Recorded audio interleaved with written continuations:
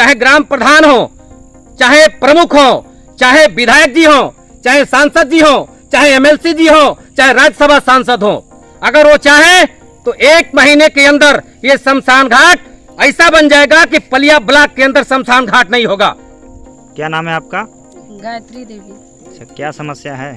समस्या यही है कि हमारे शमशान घाट पे लाश फूकने का बहुत काफ़ी दिक्कत होता है, क्योंकि जंगल वाले रोक दिए हैं, जंगल से लकड़ियाँ भी नहीं मिल रहा है, और जंगल से लकड़ियाँ नहीं मिलेगा तो हम लोग लाश नहीं जला पाएंगे। और हमारे शमशान घाट पे अगर जो व्यवस्था नहीं होगा, सुविधा नहीं होगा, तो हम लोग लाश कहाँ ले जाएंगे?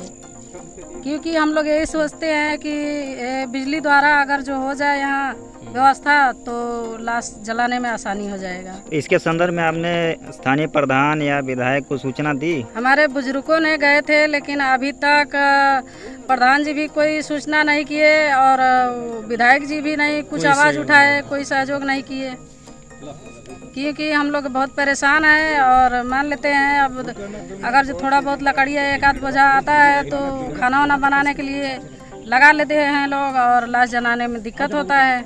तो आपकी मांगे क्या है, क्या चाहती हैं आप?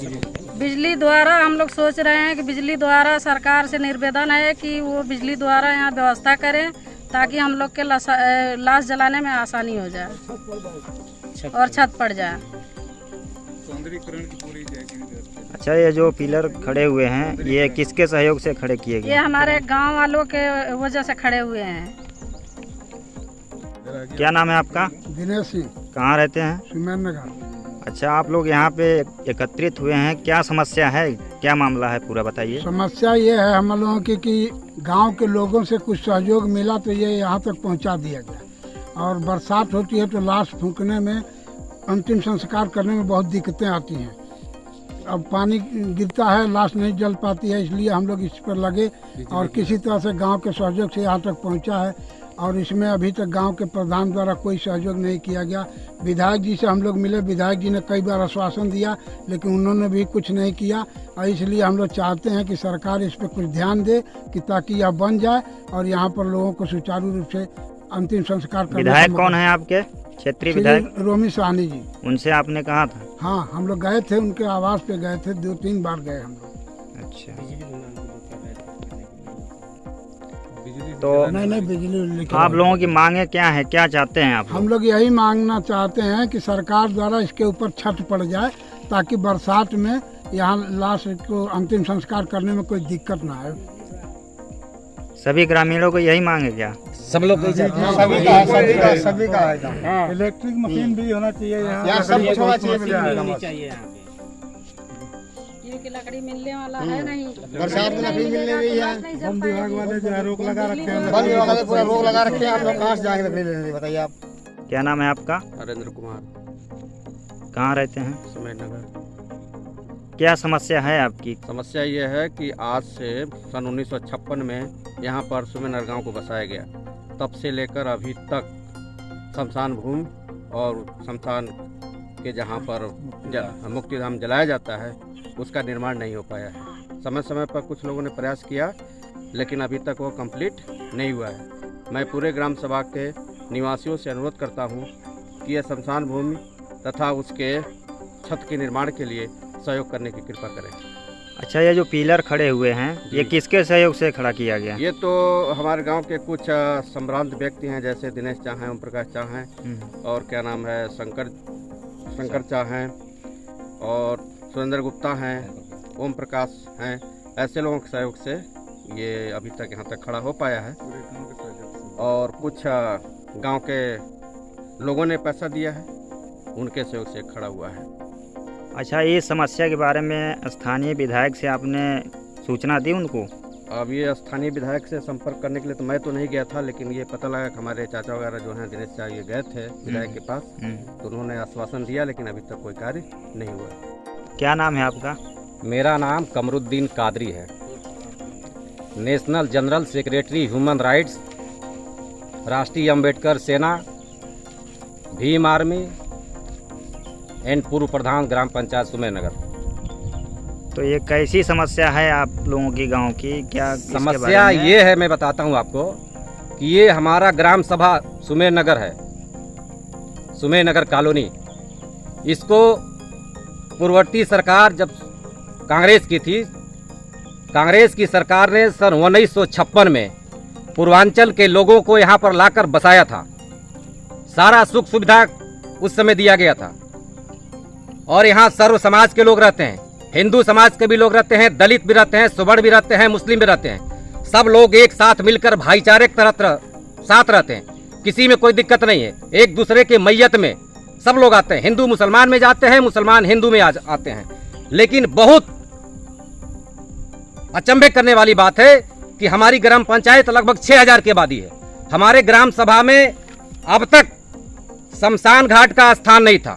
मैंने अपने कार्यकाल में जब मैं प्रधान था तो मैंने 5 एकड़ एक बार पट्टा किया, उसमें अपोजिशन के पार्टी के लोगों ने स्थगन आदेश लगाया।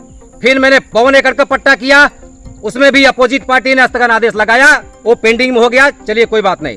फिर मेरे बाद जो प्रधान बने हैं उनके सहयोग से यहाँ पर लगभग आधा एकड़ जमीन का आवंटन किया गया शमशान घाट के नाम से। शमशान घाट की जमीन आपके सामने दिख रहा है, ये हमारा शमशान घाट का जमीन है।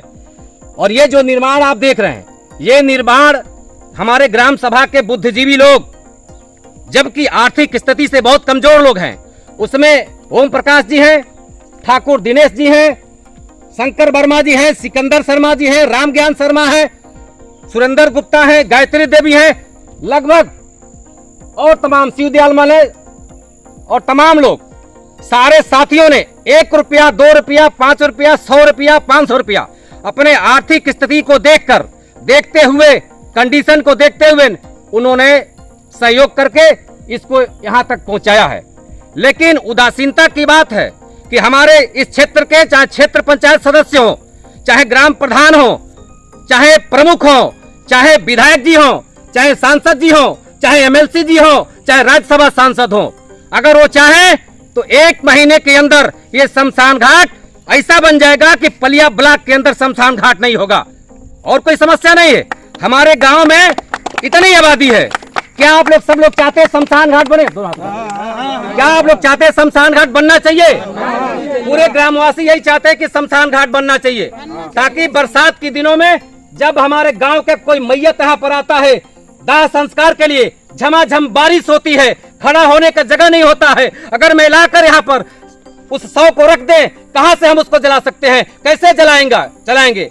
और दूसरी समस्या है कि फॉरेस्ट विभाग हमसे 1 किलोमीटर दूर यहाँ पर वन विभाग की जमीन है जो दुधवा नेशनल पार्क के नाम से जाना जाता है। फॉरेस्ट विभाग ने समस्या खड़ा कर दिया है, एक लकड़ी हम फॉरेस्ट विभाग से नहीं ला सकते हैं। जब फॉरेस्ट विभाग से हम लकड़ी नहीं लाएंगे तो दाह संस्कार कहां से करेंगे? आप खुद सोचिए। आपके माध्यम से, आपके चैनल के माध्यम से मैं चाहता हूं कि हमारे क्षेत्र के जनप्रतिनिधि, चाहे प्रधान हो, चाहे जिला पंचायत सदस्य हो, चाहे माननीय विधायक जी हो, चाहे सांसद जी हो, चाहे राज्यसभा सांसद हो, चाहे एमएलसी हो, मैं सबसे गुजारिश करूंगा कि आप लोग इस समस्या के निदान के लिए अपने स्तर से निपटाने का काम करें।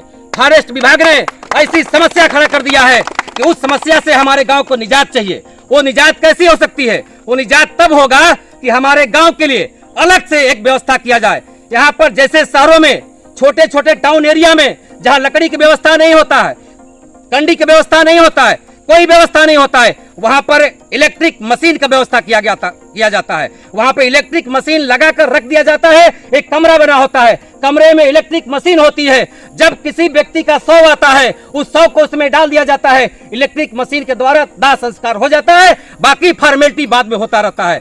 हमारी यही समस्या है, हमारे गांव की समस्या है, हमारे क्षेत्र की समस्या है। फिर मैं आपसे पुनः गुजारिश करूंगा, इस समस्या को आप अपने चैनल के माध्यम से, अन्य सूत्रों से और चैनल के माध्यम से शासन स्तर में पहुंचाने का प्रयास करें। और मैं माननीय मुख्यमंत्री, हमारे बहुत प्रिय मुख्यमंत्री उत्तर प्रदेश के हैं, बहुत लोकप्रिय हैं, अगर वो चाहें तो अपने सांसद जी से कहें, अपने जो जनप्रतिनिधि माननीय विधायक रोमी साहनी जी से कहें, रोमी साहनी जी चाहें तो इसको 1 हफ्ते में हमारा शमशान घाट बनकर खूबसूरती से दिखाई देगा।